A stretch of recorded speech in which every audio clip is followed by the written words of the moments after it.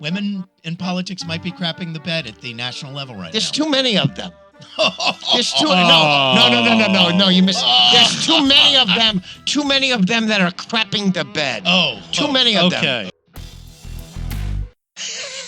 Okay. This is. That's the universal signal for when you're ready. That is. I see. did not know that. Okay. Presto is what I thought you were going to say. Presto, chingo. All right, Mr. Baxter, go right ahead. Oh, okay. It's new at this. This is all going in. Okay, good. Welcome back to the podcast, y'all. And then I'm switching off. Okay. It's Vex and Wally and Bob. Good morning to y'all. It's been too long. It's been a couple weeks. Yeah, it has. Yeah. And we even got a late start this morning because I think Puro San Antonio means traffic. God, what is? Did you say fuck what? is going Puro? No, fine. I'm a freaking Puro. gringo. Puro San Antonio means traffic. I have to roll the R. How Traffic. white is he? I don't know. That was Puro. extraordinarily Very white. Casper. I thought he was talking about the judge on Fox News. Oh, man. Puro. All right. Well, listen. I think we start at the natural place, and that would be the NBA playoffs with and we'll start off with the Knicks. I hate to do that. But this is one of the most amazing runs I've ever seen in sports, in New York sports anyway. This has become my favorite sports team I've ever rooted for. I mean, how could you not root for them? They got guys that are playing every minute of every game consecutively. I've never seen this before. It's unbelievable. That is unusual. I would say that for sure, and almost unprecedented. I agree with you. And I have lauded this Knicks team all year. You know that. Yeah, I've been telling you, I've hated the Knicks my whole life. And you hate New York, but you're like every other Texan. I really hate the city of New York, and I do. really hate all the sports teams. Because you're jealous. You'd love to be there. No, not jealous. Of course you are. Would never live there. You know who really loves the Knicks? I The do. officiating crew. Oh, God. So that's where I'm going. I look, I have been enjoying this Knicks team all year. I have lauded them, as you know, all year, and I am fucking tired of them. I can't stand watching them anymore. I made a horrible mistake. In supporting your team. They are the floppingest, most dramatic, flailing basketball team that I have ever fucking watched. Oh, you gotta be And I kidding me. can't stand it anymore. Oh. I called them tough entering the playoffs. You have tissues around somewhere? And they were Yeah, I tougher have something. than the Philadelphia 76ers last round. There's no doubt about it. But now they have turned into a bunch of flailing, flopping. I want to use another word. They're not flopping. They're getting hurt. No, Well, that that's- bullshit I mean, in game that's- one with that's a Dante little true, DiVincenzo flopping on a That was on a moving screen. screen. It There was was not no- a moving of screen. course it was. It was absolutely not a moving screen. Yes, it was. Nobody would call that a moving screen. Even Knicks fans know that shouldn't be a moving screen, not in that circumstance. Oh, Never.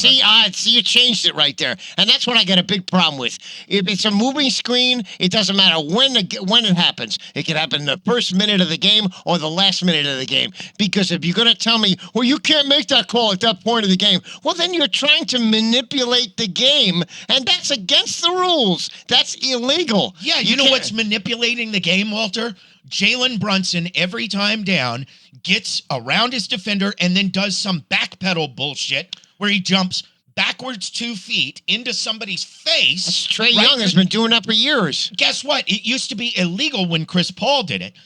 Remember they Okay, made the okay. Chris Paul rule where you couldn't do that, or they would call the foul on you, and they don't do it on Jalen Brunson. I am so sick of this Knicks team. Look, respect to the guys for playing lots of minutes. They play tough defense. They have gelled as a unit ever since Anunoby got there. That part is impressive. The loss of Randall and how well everybody else has stepped up, that has been impressive. And it's cool to see the Garden get so excited. I agree with all of that. But Rick Carlisle is right. His team isn't getting a goddamn call, and it's just bullshit. That's too bad. Listen, as Spur fan, you've seen this a million times out of Phil Jackson over the years, bitching and complaining about the calls. Why does he do that? Not that he has any merit. It's because he wants the calls to go his way in games 3 and 4 at home. I'm tired of Rick Carlisle. Take your crying and stuff it up your ass. Oh, and now the latest is he sent out the tape of the 78 fucking calls he got screwed over. Give me a fucking break. You know what? How about your team step up in the fourth quarter and make a freaking shot? How about you have a little toughness on you? How about you make a goddamn free throw? You know what? Your team sucks. Suck it, Jim Carrey, bitch. Did you just call him Jim Carrey? Yes, he's Jim Carrey. He's a Jim Carrey lookalike. We all know that. God. What a bitch. I'm a little bit on Walter's side, which hurts deep down inside. Of course, but nobody ever is wearing that flag. But I'm more of the mind. It's like I know the NBA has done a lot over the years to try to make officiating as quote unquote balanced as possible. Mm-hmm. You know, and though I asked you this the other day, is why the hell do they even tell people when they get shit wrong? Yeah, right. The final 2-minute report. Because they're inviting a lot of criticism. I mean, I need to look at the analytics. I need to look at my research to see exactly. You know, I mean, it seemed, at least from the isolated shit that was on ESPN, Carlisle may have a little bit of a point. Absolutely. That one push on Halliburton. Yeah, right in his back. That twice. Was now a missed call in the NBA. There's a surprise, huh? It happens. That never happens. I realize, but it's I mean, all series, it's all last series with the Knicks. It all evens out, folks. And the players go through training in the off season with either, well, not existing, but with former referees, so the players know exactly where their attention is and what they're looking for and what they're not looking for. The players are training for this, and whether it's flopping to your thing or calls that are just not seen to Walter's thing, shit happens. We're all human. The Knicks are playing to the referees, and if you play basketball to fake out the referees, I fucking hate it. I hated it when Harden did it. I hated it when Chris Paul did it. I used to like Jalen Brunson and DiVincenzo. Now, fuck them. Why? Because they're just making shots? No. DiVincenzo makes shots, and I give him a lot of credit. Brunson makes shots. So does Brunson. You're absolutely right. But it's the flopping bullshit. I just can't stand it. Just can't stand it. Fuck them. I mean, I hope they fucking lose. And they're not going to. And they're going to get killed by Boston anyway, so it doesn't really matter. The biggest story of the NBA playoffs, to me, well, there's maybe this is a little bit There's too... a couple of them. Well, let's move on from the Knicks. We're done with them. Move on. I think it's twofold. One is that there's a changing of the guard. LeBron... Yep. Steph Curry out of the playoffs, right? The old guard out. Even Antetokounmpo out of the playoffs, right? I think that is the main headline, with the possible subheading of, and Jokic too, not in the playoffs. Yep. So you are going to have an NBA Finals where the best player on each team is going to be one of Anthony Edwards, Jalen Brunson, Luka Doncic. I think they have a chance. They have a chance. And Jason Tatum. Like, one of those guys is going to win a title as the best player on his team. It's going to be an NBA Finals MVP. Isn't that weird, Walter? None of those guys would have jumped off the page at you at the beginning of the season as a potential NBA MVP. I mean, I don't think any of those. MVP. Most of those guys you mentioned, with the exception of Jokic, is a surprise that they're not going to be in the finals. I don't think any of those is a surprise, other than Jokic, and that's the biggest surprise right now. I mean, that's the main headline here is that how big trouble they're in, and how much Minnesota has went into Denver and just kicked their ass. Yeah. I mean, they didn't win a close game. They kicked their ass in both games in Denver. That's not supposed to happen. Nope. And they're done. And I think at least, it appears to me that the Thunder have a lot more than Dallas has to offer, and that the Thunder are going to advance in that series. Mm-hmm. And thank God for that, because if you're tired of Jalen Brunson and Dante DiVincenzo, I'm tired of Luka Doncic crying at every single point of the game. My God, he is the biggest whiner in the NBA. No question. My 8-year-old makes fun of Luka Doncic. I swear, he's like, "Why does Doncic keep making this face, Jeff?" Every fucking play, your right? Your kid calls you by your first name? That's a good point. He doesn't. Hey, and I forgot to say, Shai Gilgeous-Alexander could also be the best player on a finals team. Yeah, right. could be MVP. Sure. Yeah, I mean that's another one. So no, look, the world is flipped upside down. Let me give Minnesota some credit really quick. Wow. Yeah. They have added a bunch of monsters to their team. They did that thing that I used to think about when I was like 16 years old watching the NBA. Why doesn't a team just draft 7 guys between 6'8" and 6'10", nobody shorter, nobody taller, and go out there and just have long arms and guard everywhere on the defensive end? That's what Minnesota looks like. They look long and defensive at every single position. And then you have the outlier in Anthony Edwards, who right now is the best offensive player on the planet. Yeah, maybe. Yeah, I You mean, can make that case, it's sure. really close. I mean, he is just off the charts. Give Minnesota credit. Mhm. I think most of us thought that they could never make this jump to the next level, and they have. They have taken that leap. Listen, I mean, you're not going to be surprised. At this point, your pick should be Minnesota and Boston for the NBA Finals. And if Minnesota plays Boston, Walter, who's your favorite there? Minnesota. Yeah, Minnesota by far. And listen, if the Knicks were healthy, they would beat the hell out of the Celtics because the Celtics are soft. I mean, there's no question about it. Yeah, the Celtics are soft. Nobody would argue me about that. You know, a lot of times Boston doesn't show up, and that happens a lot in the playoffs. And so, you know, maybe even Boston doesn't get there. Who the hell knows? But I think at this point, Minnesota's your favorite coming out of the West. I agree with you. And if Minnesota goes and faces Boston, I can't imagine a team better suited to face up against Porzingis, Tatum, and Brown. If you have Porzingis. If Porzingis is there, that's a good point.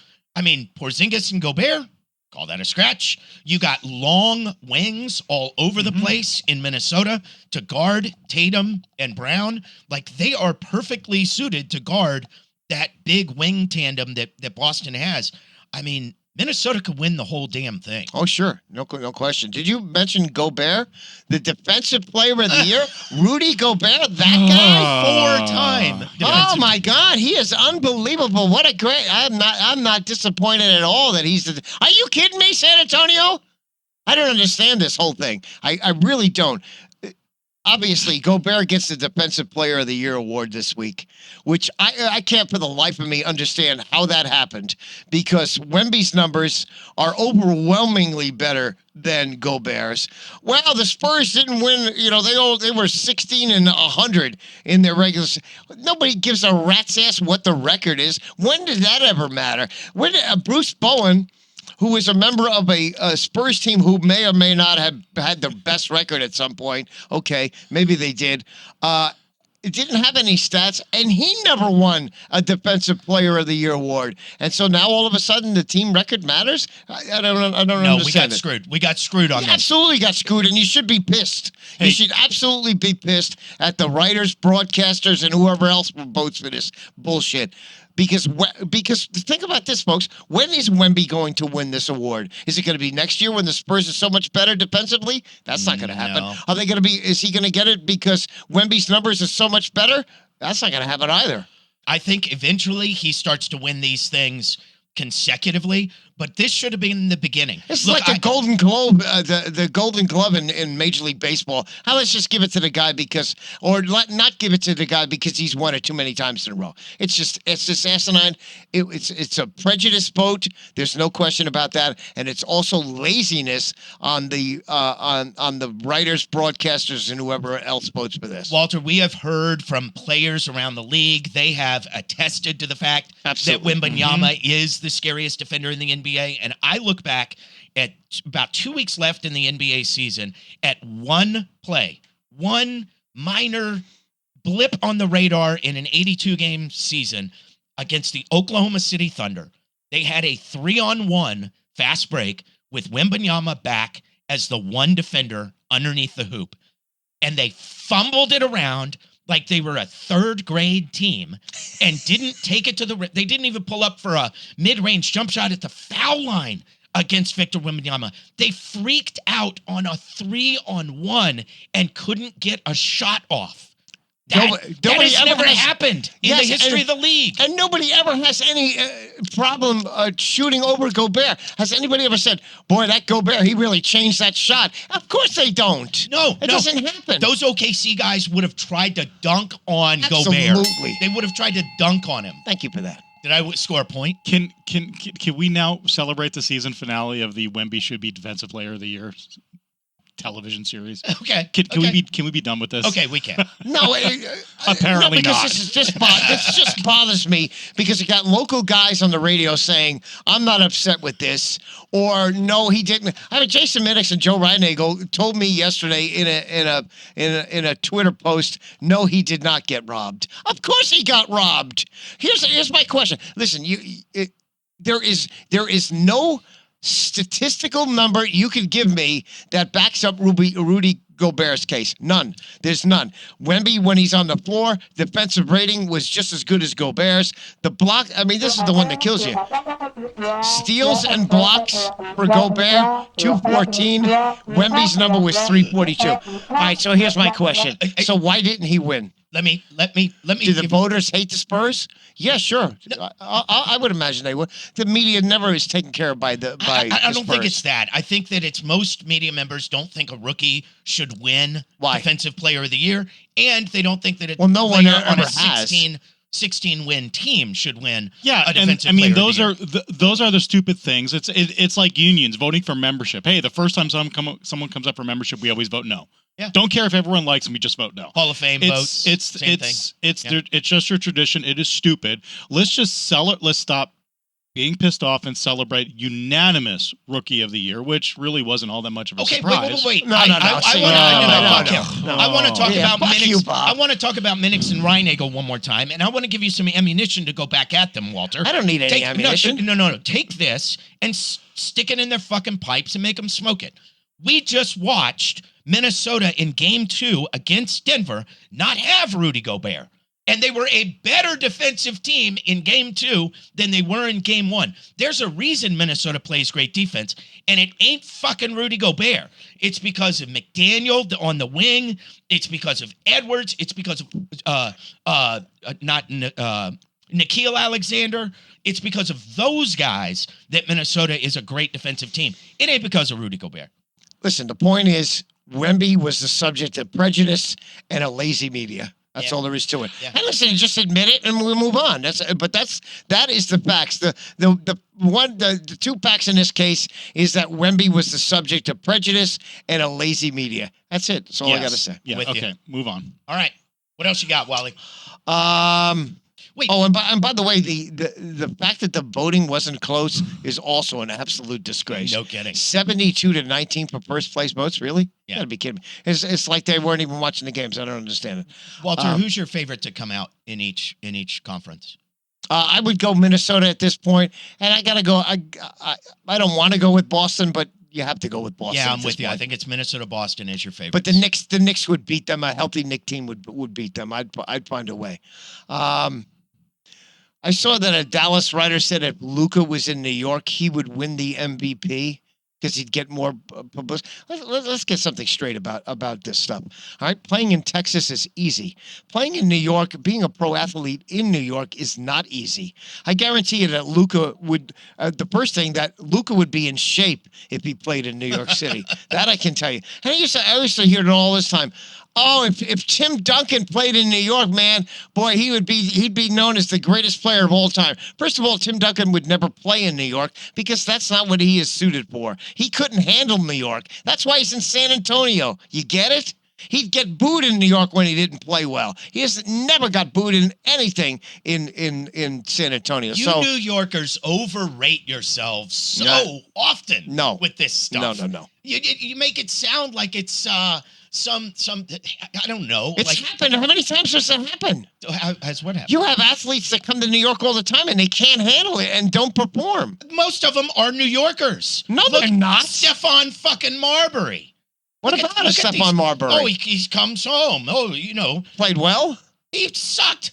Never won a playoff series in New York. Never won a playoff series in New York. He was able to handle New York. He played well. He was awful. No. He was awful. You don't know what you're talking about. Carmelo Anthony, look at how he handled New York. Played well. Did he do anything? He had nobody on his team.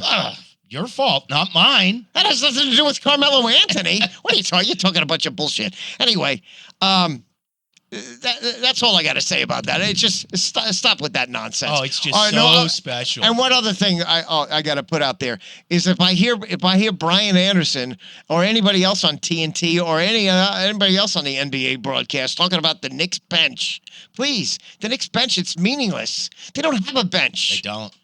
They go 6 Denver, guys. now they're outscoring the Knicks bench by 75-2. Okay, we get it. But the scoreboard still says you're up 7. Yeah. You see, they're only playing 6 guys. It's so stupid. Can I do a TNT thing really quick? Reggie Miller needs to find another job. He is the worst commentator in any sport in the world and has been for 15 years. Okay. He doesn't speak English well. He doesn't illuminate the game at all.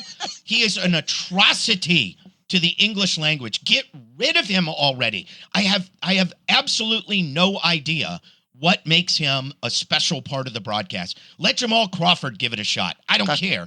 But get Reggie Miller the fuck out of there. The worst. Okay. Thank you.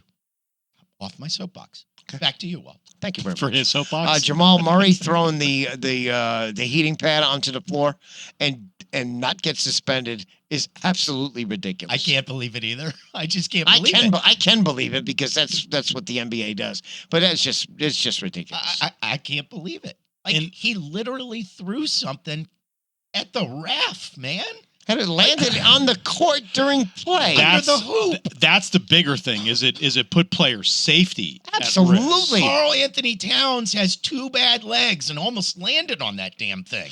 Crazy. In other throwing news, you see that Beverly is under official police investigation. No, I did not for see that. throwing Patrick the ball. Beverly? Yeah. Oh, good. Good for him. Yeah, I mean, good for the law. Patrick Beverly may not play another game in the NBA. Yeah, throw him out. I got no problem with it. Throw him out of the league. Who cares? So the police in Indianapolis are just like salivating. It's like, we get to travel over the country to investigate this. Yeah, they're free travel about that. Yeah. You sure they don't want to investigate the NBA? No. What's wrong with Denver, by the way? As I watch them, I think they miss Bruce Brown a lot from last year. I think they underrated how important he was to that team. He did a lot of catching off the pick and roll with Jamal Murray in the middle of the floor and creativity with lobs to Aaron Gordon and Michael Porter Jr. and stuff. And they lost him in free agency, and they miss him. They don't have a lot other than the Murray Jokic pick and roll. And I felt like all they got. They don't have enough. I feel like they were more versatile last year on the offensive end, and they don't have it anymore. I think the way they're defending Jokic is the key because they're not doubling, and so they're allowing him to do what he wants to do, but not allowing the other guys to beat them. And I think you're right. That's what we see. That was the Knicks strategy against Michael Jordan all those years. Let Jordan get his. We just can't allow Scottie Pippen or anybody else to get theirs. Obviously, that didn't work a lot of times, but that defense, that's frankly what the Indiana should be doing against the Knicks and Jalen Brunson. Let Jalen get his, but don't let anybody else score. But that hasn't worked out for them. God, it still just drives me nuts how bad this Knicks team just flops all over the fucking place. Oh God, they remind me. It's like I'd forgotten why I hated those Villanova Wildcats, and I watched them in the Final Four here in San Antonio. Cut down the nets here. Like, I remember now why I fucking hated them, because they flop all the time and they make their shots. Yeah, I hate that.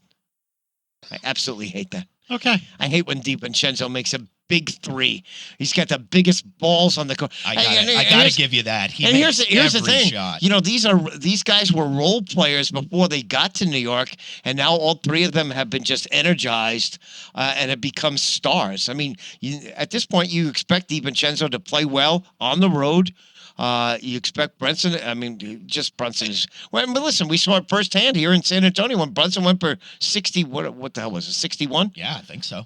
And by the way, the game I was at, we haven't even mentioned Josh Hart, who's like the one guy on this Knicks team that I really do admire. he plays his ass off on Every minute. Every minute. He's played 4 consecutive games complete. He's got more complete games than any pitcher in baseball.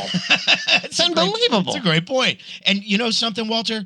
He's the same guy he was at Villanova. I can't believe the NBA missed on him. He has always been a bust-ass player. He rebounds They better didn't than miss his on him. position. He is just with his Villanova teammates being in New York, playing at the Garden. That has just lifted his level to another level. To put it any other, I can't say it any differently. It does seem like he's performing in a sense. It does seem that way. Like he's a perfect New York Knick. Yeah, he really absolutely is. His fucking last name is even perfect. Yeah. It's just incredible. Yeah. All right, let's jump to a couple other things here quick. At this point, I can't believe that the Cowboys did not address their running back position, and for the life of me, I think the Cowboys, even at this point, still don't know about the new kickoff rules in the NFL. First of all, you can address your running back situation by just walking down to any Valero. But they didn't. And you're going to need more than a running back. You're going to have kickoffs this season. That changed this season the coming up. problem is solved. They have Ezekiel Elliott. Problem solved. I'm going to love watching him go up with a coin toss. I am with you. I cannot believe that the Dallas Cowboys, it's almost dereliction of duty from the front office. How many times before you Cowboys fans finally give up that Jones is not doing anything for your team? Keeping McCarthy and all the other crap. He's not doing anything. That's what's so frustrating. You'd want to like the Cowboys. You want to love the star on the helmet. It still brings back Roger Staubach and everybody else, except for the guy on top who's a fucking dimwit. I don't know what they're doing. Unless Dak gets traded, which you can't trade Dak. Maybe that's what happens. How could that? I have no idea. What else is going to happen? Nobody has any cap room for nothing. Dak. Nothing is going to change unless something changes. No, but let's not get too crazy about this. This is just about the running back position, nothing else. No, it's the whole fucking team. No, it's not. They got the wide receivers. They did the best. They're maybe bringing one in this week, but their offensive line they bolstered that. They did. They still got plenty of talent on this team, and still a very good team, and should win. Challenge for the NFC East title. But how do they not get a running back? Come on! You are not two things. One, no team in the NFC East repeats, so fucking throw that shit out the window. Two, you ain't gonna compete with the Eagles because the Eagles front office is running circles around your front office. And three, I'm a charter member, card-carrying member of the Dallas Haters Club. Keep on doing what you're doing. Okay. Moving right along, I'll say this. I was at Retama Park, as I always am, on Kentucky Derby Day to go place my bets. Nice. The lines, the crowd at Retama Park, just the thing that pops into your head, it has to, is that this whole state is full of hypocrites. Because you got all these freaking thousands of people placing bets, but God forbid we should have sports gaming in Texas. Why? Because news. I'm too busy going to church on a Sunday. Bullshit. So please, not me. Please stop with the hypocritical Sunday, bullshit. Okay, yeah. This is no surprise. Yeah. The world's been hypocritical about gambling. The United States has been hypocritical. I don't know about the United States. I'm just talking about the state of Texas. For ever. But we've only seen gambling get legalized. Yeah, but it was against the law recently. before. Yeah. Now it's no longer against the law. So what's the delay? I don't know. I have no idea. Let's do it. I want it more than anything. What I don't understand about it is, leaving aside all the moral issues, and you need to court that religious right vote on the Republican side. It's dollars in your pocket. We said it. We said it a couple months ago. The New York State has gotten $1 billion in revenue from legitimate legal sports betting. $1 billion.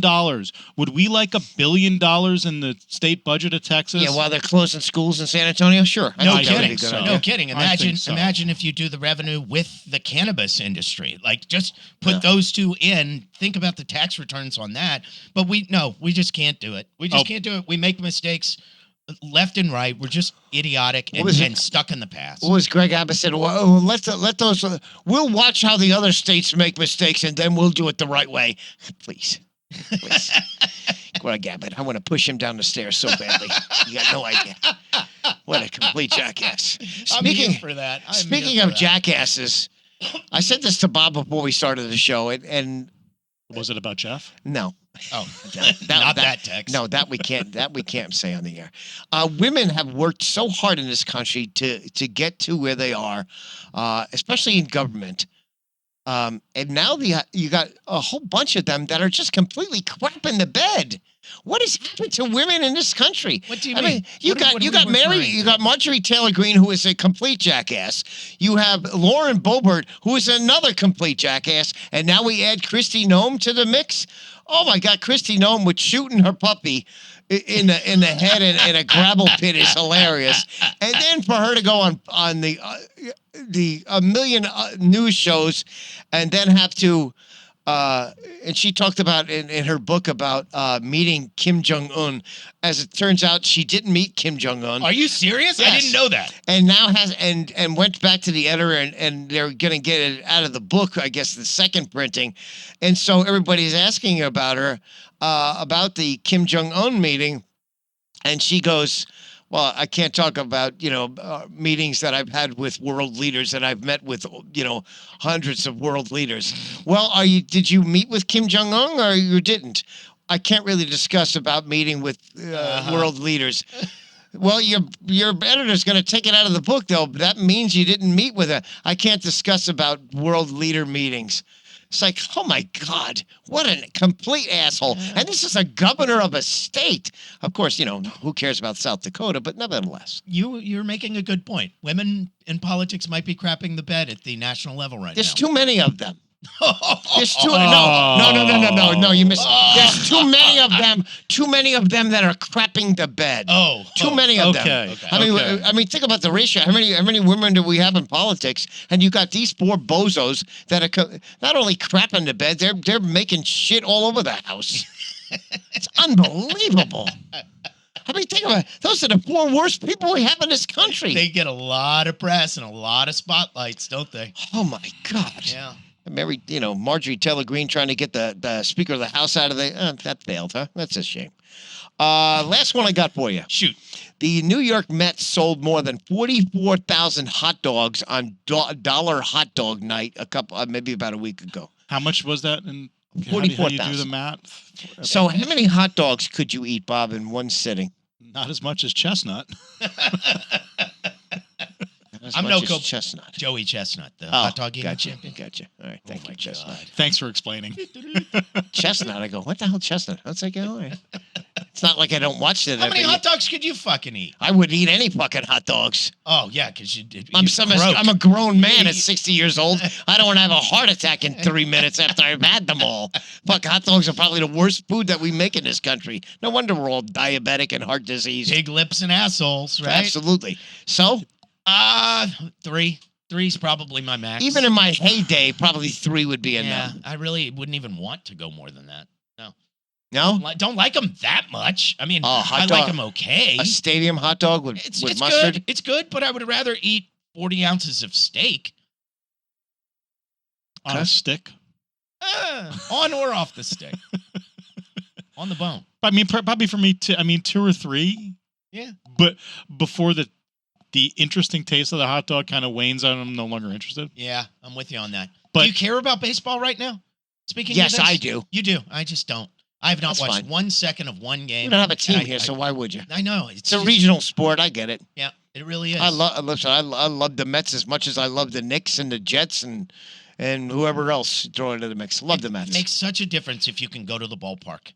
And if you're in San Antonio and I miss it. Can't go to a ball. Yeah, I bet you do. I miss it. I'd love to jump in the car, take me and my son, and we go to the ball game. Now, listen, we do that every summer, going to Houston to go watch the Mets play. We're not going up to Arlington this year, but when I lived in D.C., we would go up to Baltimore all the time to watch the O's play. Oh, must and have it been was terrific. it was a great way to spend a summer day, man. Yeah. It was awesome. Yeah, and the Nationals are kicking their ass. Yeah, They're well, almost they sweeping that didn't even series. exist back when I was in college. Well, have any of you been watching Stanley Cup?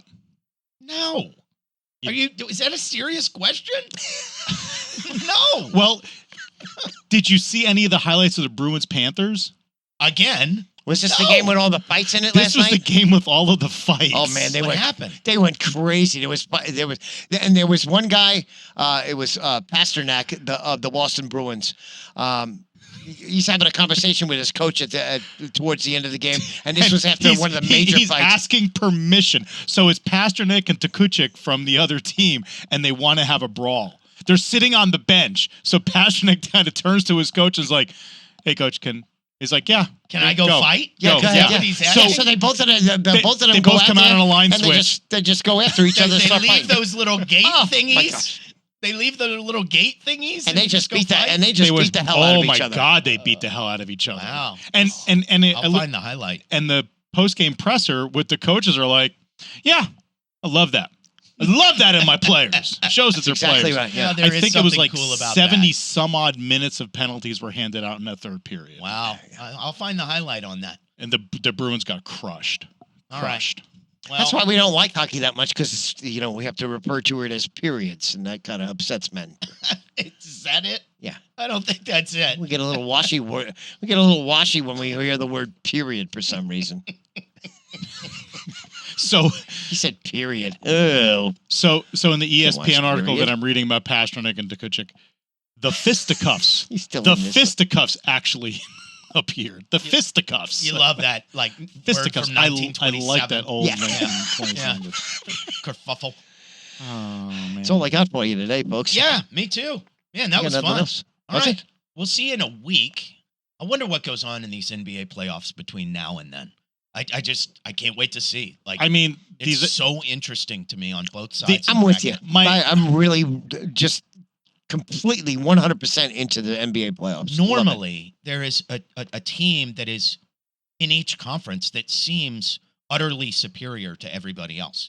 And it seems like it's sort of predestined who's going to make the finals. Well, you thought doesn't- Denver was going to be that team, and Yes. they're not. And it feels like, for the first time in a long time, it is totally fucking up in the air. Well, I mean, it was Boston for the entire season, and that hasn't changed. But I think we all realize that Boston has the legitimate chance of burping at some Yeah, point choking. Yeah, and losing. yeah, I agree.